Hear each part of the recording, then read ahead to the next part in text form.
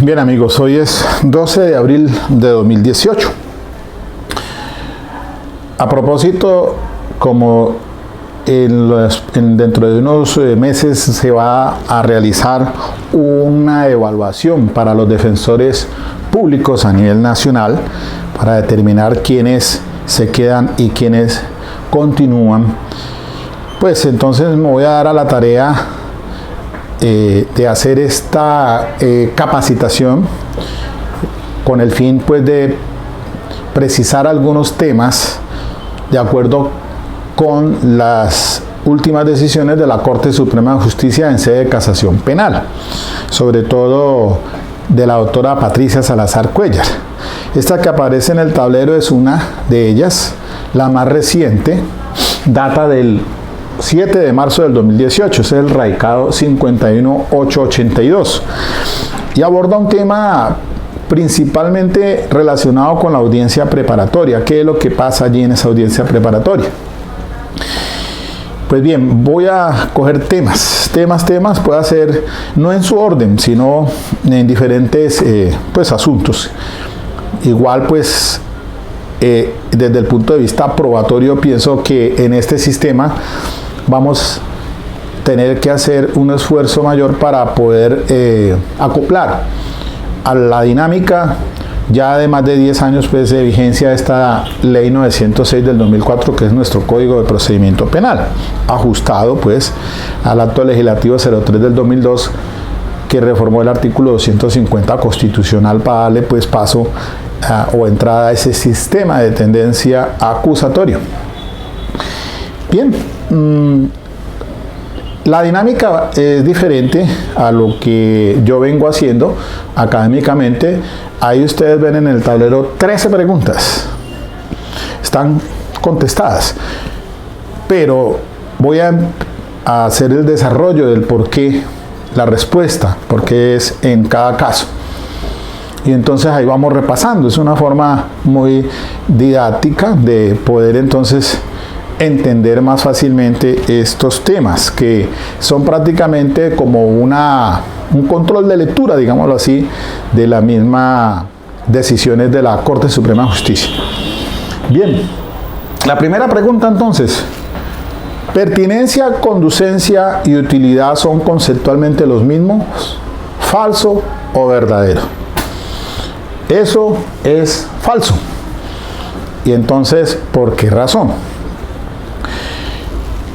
Se ha venido indicando de que cuando se llega a la preparatoria hay un gran problema con las partes, llámese fiscal, llámese el abogado litigante, Ministerio Público, en fin, hasta los mismos jueces. Confundimos el tema de pertinencia, conducencia y utilidad. Y entonces viene a precisarse que pues algunos textos de la ley 906 pues dan lugar a que hagamos la precisión. Entonces el 375, por ejemplo, pues establece todo el asunto relacionado con la pertinencia. Entonces se dice que el elemento material de prueba, la evidencia física y el medio de prueba deben de referirse directa o indirectamente a los hechos o circunstancias relativas a la comisión de la conducta delictiva y sus consecuencias, así como a la identidad o a la responsabilidad penal del acusado.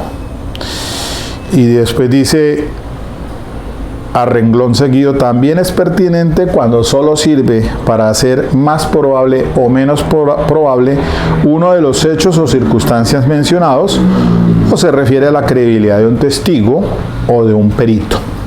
Allí entonces se dan los elementos para establecer todo lo que es tema de prueba. Y si cogemos también el artículo 357, dice en el inciso segundo, ya pues en relación con esta audiencia preparatoria, dice que el juez decretará la práctica de las pruebas solicitadas cuando ellas se refieran a los hechos de la acusación que requieran de prueba. de acuerdo con las reglas de pertinencia y admisibilidad previstas en este código. Igual, otro artículo que hay que tener en cuenta es el artículo 337, cuando establece pues el escrito, los requisitos para el escrito de acusación. Y dice la norma lo siguiente, artículo 337, el escrito de acusación deberá contener, miren ustedes el numeral segundo, dice una relación clara y sucinta de los hechos jurídicamente relevantes y en un lenguaje comprensible. Esto debe hacerse también en la audiencia cuando se va a legalizar captura y a hacer la imputación de cargos, porque allí, como acá en el escrito de acusación, marcan todo lo que es el asunto o delimita el tema de prueba. Entonces,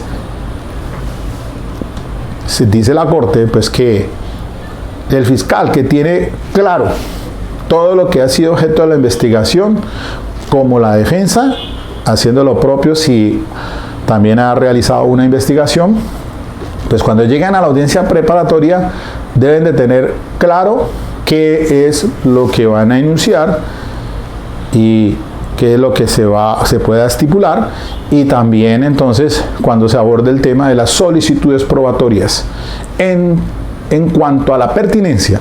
Entonces, pertinencia es muy diferente a conducencia y es muy diferente a la utilidad. Pertinencia normalmente entonces va acoplado a la situación que se define como tema de prueba en el contexto del escrito de acusación de hechos jurídicamente relevantes que deben de ser abordados en un lenguaje claro, entendible. Bueno, ahí están entonces para que se realice una solicitud probatoria y también se indique con qué medio de prueba es que se va a probar o se va a llevar a juicio oral a demostrar esos hechos jurídicamente relevantes. Ya sean los elementos de prueba y evidencia física pueden relacionarse tanto directa como indirectamente. Hay casos donde no hay mayor esfuerzo que se deba hacer en relación con hechos de los cuales hay testigos que han tenido un conocimiento directo y personal. En esencia de eso es lo que hay que cuidarse, porque el testigo, de acuerdo con el 402, es aquel que ha percibido esos hechos. Entonces, ¿qué mejor evidencia? Y por ahí vamos adelantando el tema de qué es mejor evidencia, sino el testigo que ha tenido conocimiento directo y no aquel que ha sido de oídas. Por eso es que entonces, teniendo en cuenta una reciente decisión de la Corte Suprema sobre las reglas de mejor evidencia, pues es obvio que el testigo debe ser aquel que tiene conocimiento directo y ese es preferente a aquel que es de oídas. Lo mismo pasa entonces con la prueba documental. Una prueba documental en su original pues es preferente a la copia, porque en ese original es que se pueden determinar o ejercer el derecho de contradicción y confrontación y evaluar si no ha sido objeto de manipulación o de tergiversación. Además que para un examen, un estudio en relación pues con la prueba de grafología, lo que se exige en esencia es el original, no la copia. En criminalística sabemos muy bien que hay dificultades con el asunto de la copia. Reglas de mejor evidencia. Bueno, entonces, pertinencia. Pertinencia va, entonces, dice en esta decisión pues que estoy estudiando, que básicamente, entonces,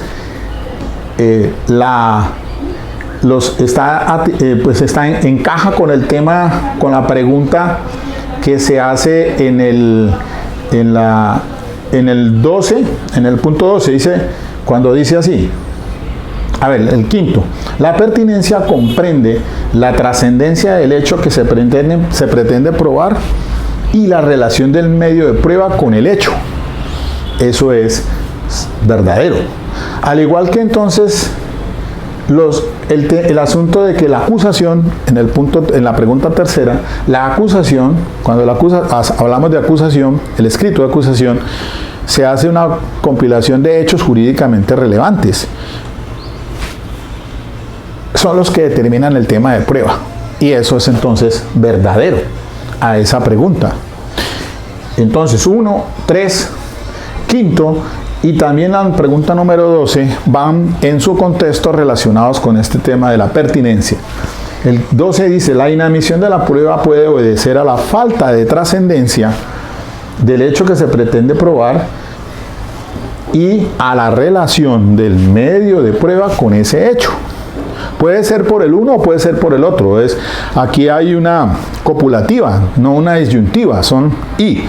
Entonces, una cosa es los hechos que se pretenden probar y a la relación que tiene el medio de prueba con ese hecho. Si falta alguno de los dos, puede ser por alguno de los dos, porque puede dar lugar a que la pertinencia no esté clara respecto a los hechos, o también puede dar lugar a que esos hechos no se puedan probar con ese medio de prueba. Entonces no hay una relación con los medios de prueba para demostrar esos hechos.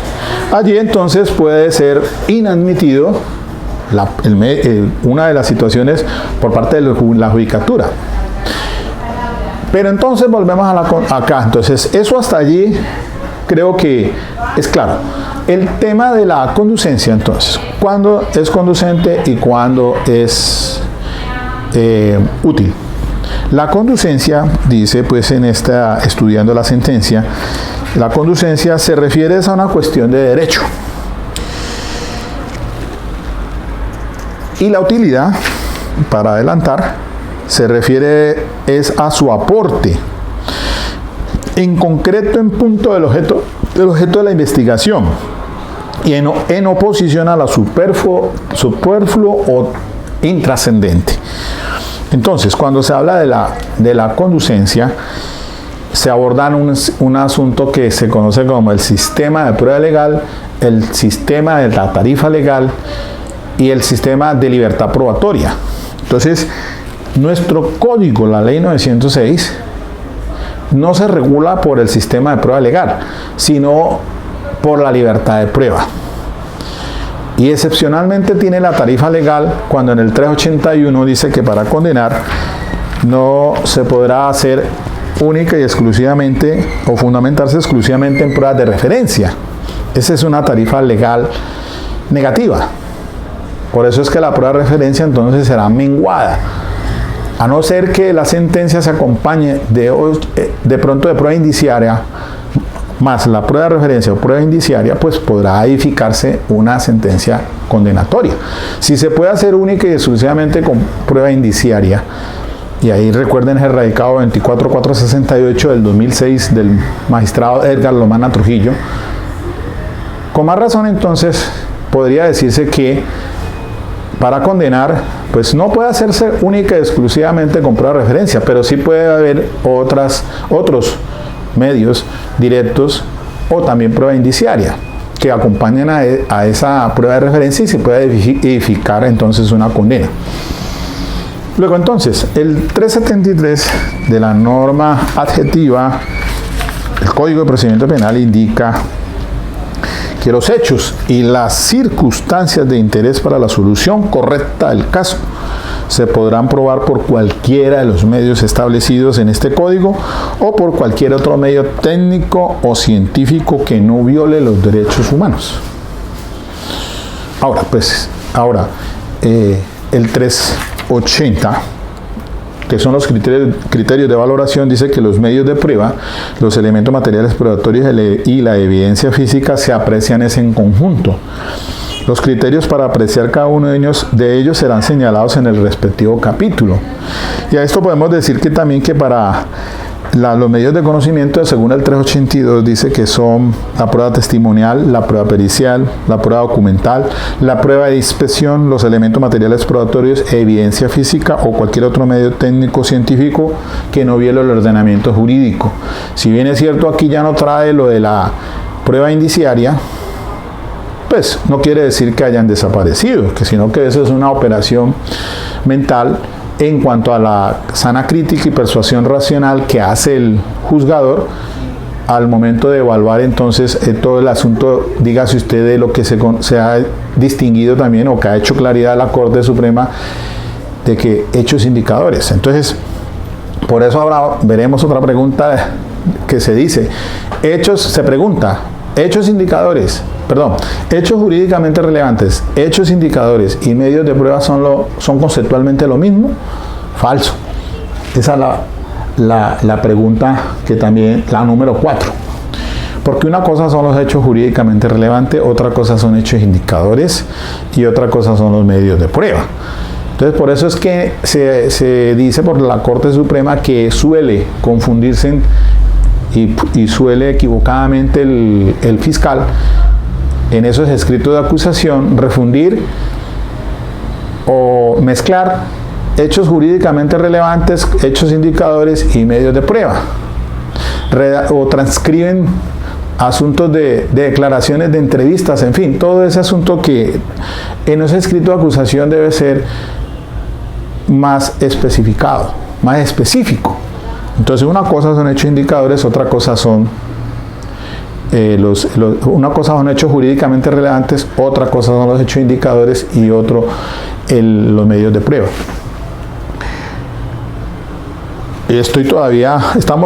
Estoy resolviendo temas que ustedes están viendo allí, que dan respuesta a las preguntas que van unidas a este temario. Conducencia, entonces, volviendo al tema al asunto de la conducencia, se refiere entonces a un asunto, a una cuestión de derecho. Entonces, nuestra legislación no establece un sistema de prueba legal, es decir, usted debe probar con esto o debe probar con aquello. No, usted tiene libertad probatoria. El hecho es que cuando tenga un testigo, pues debe tenerlo preferiblemente que haya tenido conocimiento directo, más que el de oídas, acorde con lo de la mejor evidencia, porque ese tiene fortaleza para edificar unos hechos en la construcción del debate probatorio en el juicio oral que le van a dar entonces más fundamento al fallador. Conducencia, entonces, si alguien se opone a ella, pues tiene que decir por qué razón e indicar si en la 906 o dentro del ordenamiento jurídico ese hecho está prohibido de demostrarse a través de ese medio de prueba.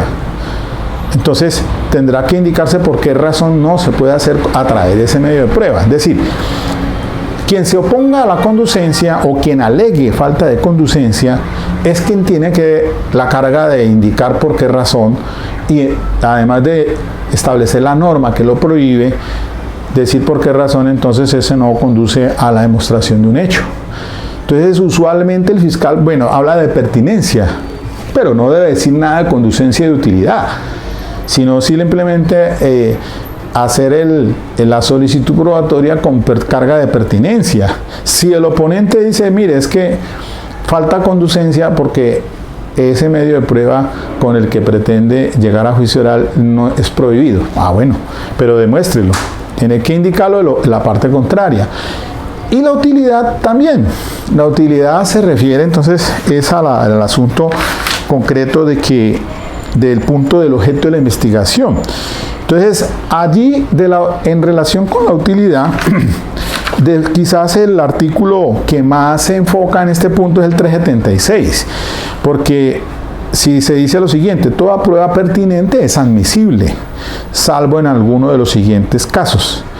Literal A, que exista peligro de causar grave perjuicio indebido. B, probabilidad de que genere confusión en lugar de mayor claridad al asunto. O exhiba escaso valor probatorio. Y C, que sea injustamente dilatorio del procedimiento. Luego entonces, la parte contraria es la que tiene que decir por qué razón entonces no se ajusta a esa carga a la utilidad. Volviendo al tema, entonces, si el fiscal está diciendo, estos medios de prueba, con estos es que voy a demostrar tal cosa, pues, y el oponente dice, es que ese no es conducente por esto y esto y esto, porque es prohibido por esto y esto y esto, según la norma, artículo tal. Y en cuanto a la utilidad, pues también dirá, es que con ese medio de prueba o medio de conocimiento no puede establecerse ese hecho por esto y esto y esto. O ese no tiene la trascendencia porque lo que va a hacer es dilatar el procedimiento. Tiene escaso valor probatorio. Entonces, allí calza también entonces el asunto de que la mejor evidencia constituye el criterio para establecer utilidad. Entonces, dígase usted un ejemplo en el que, pues con ese testigo que no es directo, sino un testigo de oídas, va a decir, bueno, pero ese ofrece escaso valor probatorio. ¿Por qué razón? Pues porque según las reglas de mejor evidencia no hay como llevar al testigo que ha tenido conocimiento directo. ¿De qué nos sirve un testigo de oídas? Diferente al asunto, pues, que no confundirlo con lo de prueba de referencia, que eso sería ese otro tema que hay que analizarlo y no es en este espacio propiamente, ahorita pues, pero hablemos de ese testigo que sí tiene conocimiento cuando fulano de tal dispara contra esa otra persona causándole la muerte. Ese sí, porque ha tenido un conocimiento directo y ha percibido esos hechos.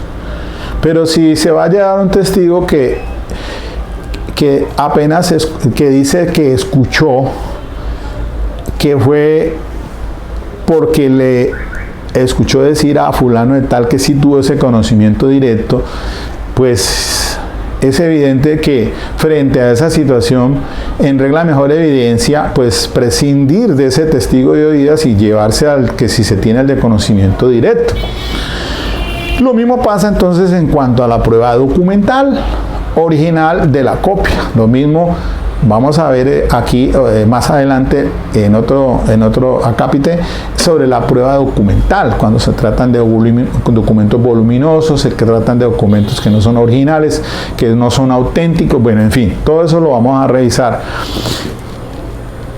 Entonces, para concluir, el primer punto, pertinencia, conducencia y utilidad, no son conceptualmente lo mismo.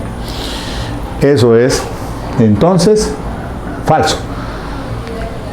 Segundo, rechazo, inadmisión y la exclusión son conceptualmente lo mismo. Falso.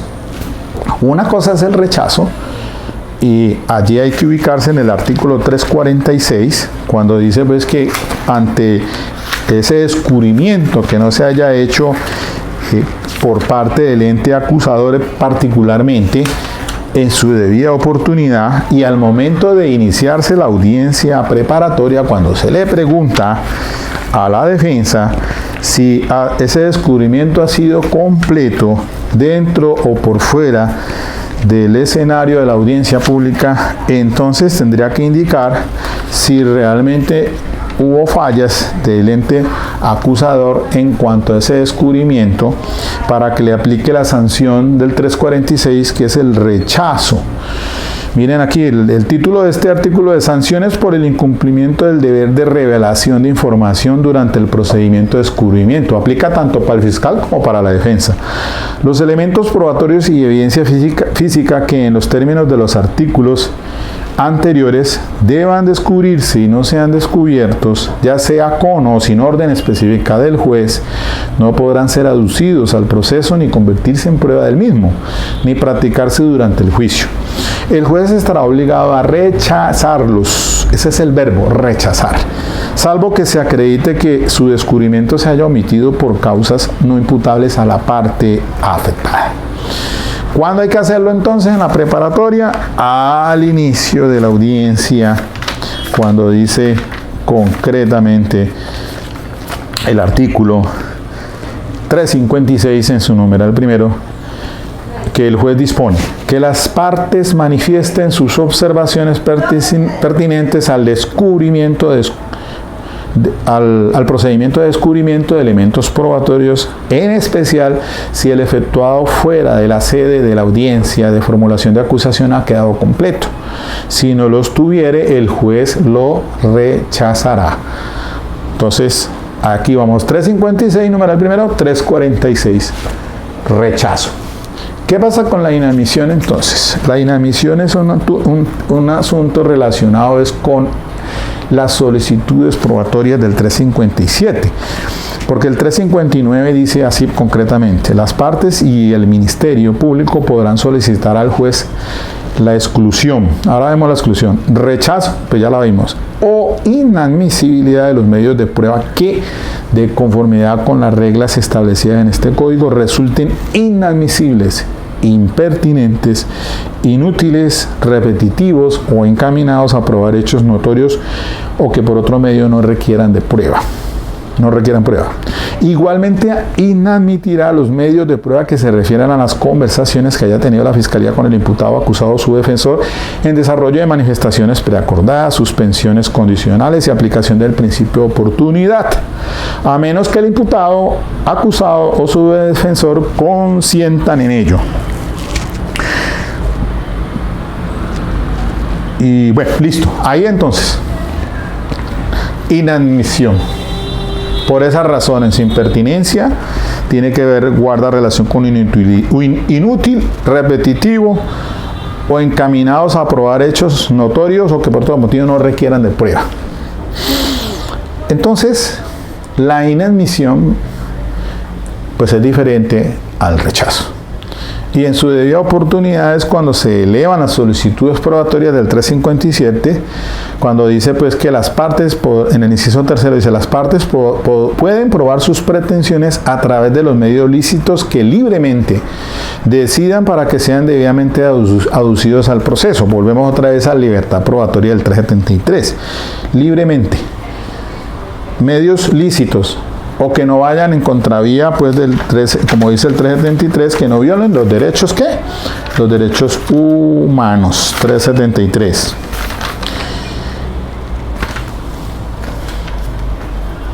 Y la exclusión, según el 360, hace énfasis es a toda la prueba ilegal o prueba ilícita, ¿no? Prueba ilegal y la prueba que es ilícita. El 360 dice así: el juez excluirá la práctica o aducción de medios de prueba ilegales, incluyendo los que se han practicado, aducido o conseguido con violación de los requisitos formales previstos en este código. Ahí obviamente que incluye, pues según lo que ha hecho la Corte Constitucional, pues una cosa son las pruebas ilícitas, aquella que viola derechos fundamentales. La prueba ilegal es la que tiene que guardar relación con las formalidades. Entonces, básicamente eso, y hay que revisar la sentencia que me acuerdo de la C-591 del 2005, de la autora Clara Inés Vargas, ponente. Una interesante decisión entre la diferencia, y hace un recorrido de toda la jurisprudencia anterior. La SU 159, sí, esa es la del caso del Mitimiti, el caso por un asunto acá en Cali de una emisora del doctor Mao, el ministro Villamizar. Bueno, ahí surgió esa sentencia de unificación SU 159 antes del 2000, y después viene entonces para el 2005, recientemente entraba en vigencia el sistema acusatorio, pues entra esta sentencia C-591 del 2005 para establecer la diferencia entre prueba ilícita y prueba ilegal. Entonces, rechazo, inadmisión y exclusión son lo mismo. Falso. Eso es completamente falso. Cada uno, verbo constituye, y ojo, no cometan esos errores en la preparatoria. Advierta de entrada si ha habido un descubrimiento indebido o no ha habido el descubrimiento, hacerlo allí, esa petición. De una vez plantee, se va a hacer la solicitud de rechazo por estas razones. Que la resuelva el juez después de las solicitudes probatorias para que dentro del paquete entre a definirlo cuanto al rechazo, la inadmisión y la exclusión es diferente. Pero tiene que hacerse, porque como estamos ante los actos actos preclusivos procesales, entonces dentro de la audiencia tiene una fase que no se puede dejar avanzar a la otra, porque si no se pierde esa oportunidad. Entonces es mejor decirlo al momento, hacer las observaciones y hacer la solicitud en los términos precisos. Rechazo, solito el rechazo por falta del descubrimiento. Y ahí se puede dar un debate para que se defina después de las solicitudes probatorias. Lo que pasa es que como ya se cuidan hoy en día frente al descubrimiento o el no descubrimiento, pues pasan de largo al 350 al 3 pues en el artículo que se refiere ya a la enunciación, ¿no? Que es el paso siguiente del 350, al descubrimiento de los elementos materiales probatorios de evidencia física, lo que debe hacer la defensa, ¿no? Ya después en el tercer punto viene la enunciación, tanto de la enunciación que se debe hacer de totalidad de las pruebas que se harán valer en la audiencia del juicio oral y público, tanto la fiscalía y la defensa. Eso es con el fin de que se hagan estipulaciones probatorias, eso es un filtro. Se hace eso antes de, por eso son actos preclusivos y actos que se dan en secuencia. Enuncie para que después miren a ver qué es lo que van a estipular. Entonces vamos filtrando y después sí. Después de eso, entonces sí se hará las solicitudes probatorias a fin de cuentas de que qué es lo que se va a ir a juicio entonces y qué es lo que debe quedar claramente decretado por el juez.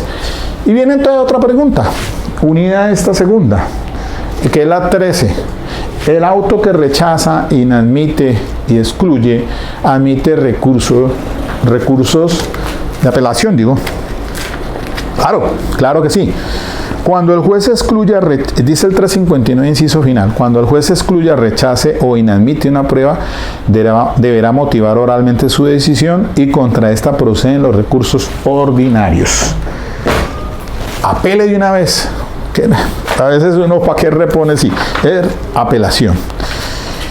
Y miren ustedes que en esta sentencia 51882 se refiere a ello, ¿no? Dice concretamente que en el punto de los recursos contra lo que se inadmite cabe y la inadmisión o el rechazo, primero hablemos del rechazo, todo lo que se rechace pues cabe la posibilidad obviamente de interponer el recurso. Después la inadmisión, lo que se va a inadmitir, porque todo es en esa secuencia, creo que debe hacer el pronunciarse el juez, primero frente a lo que se rechaza, pide el rechazo, después en cuanto a la admisión o inadmisión, si se inadmite, entonces cabe el recurso también, y de lo que se excluya, igualmente, ya sea en cuanto a la exclusión, mire que se refiere al auto que sea negativo o positivo, es en relación con la exclusión. De cualquiera de las dos formas cabe la posibilidad de interponer el recurso. Porque como las sentencias de la Corte han venido diciendo que sí se apela, que no se apela, y entonces que lo que se admite no se apela. Bueno, pero entonces quedemos claros que frente a lo que se rechaza cabe el recurso, frente a lo que se inadmite cabe el recurso. Y en cuanto a la exclusión, sea el auto positivo o negativo, también entonces, o sea, da lugar a que quepa la posibilidad de interponer el recurso legal para que se resuelva. A ver, este asunto por acá en la sentencia lo analiza la Corte Suprema de Justicia en el tema pues dice así en la página 50.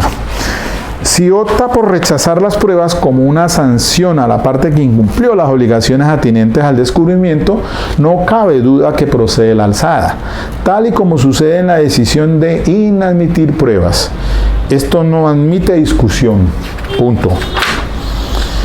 Y más adelante en la página 51, frente al asunto de la exclusión, dice así: en tal sentido, a la luz de los criterios establecidos por esta corporación para concluir que el auto que resuelve sobre la exclusión de evidencia admite el recurso de apelación, independientemente del sentido de la decisión, o sea negativa o sea positiva, resultan aplicables al auto a través del cual se decide sobre el rechazo por indebido descubrimiento.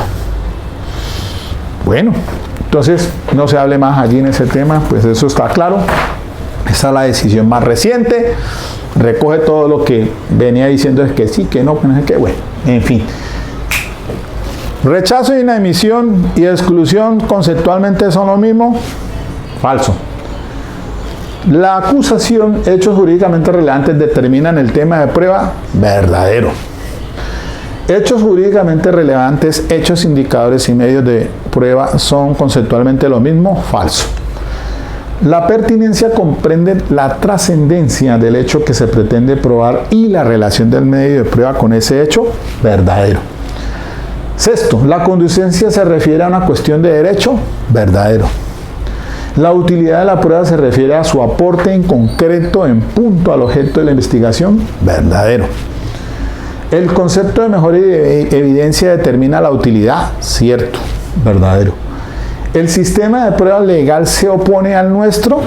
Verdadero. Porque el nuestro es de libertad probatoria. El sistema de prueba legal dice que con esta sí, que con esta no. Le da un valor pues entonces a la prueba. El sistema de tarifa legal, el legislador le da un determinado valor a la prueba, cierto, y el ejemplo es el 381, inciso final, que no se puede dictar sentencia fundamentado exclusivamente pues, en prueba de referencia. Es un valor menguado. Y el 11, si dice la inadmisión de la prueba, entonces se puede inadmitir, puede obedecer a falta de trascendencia del hecho que se pretende probar y a la relación del medio de prueba con el hecho, ¿cierto? El auto que rechaza, inadmite y excluye, admite apelación. Verdadero.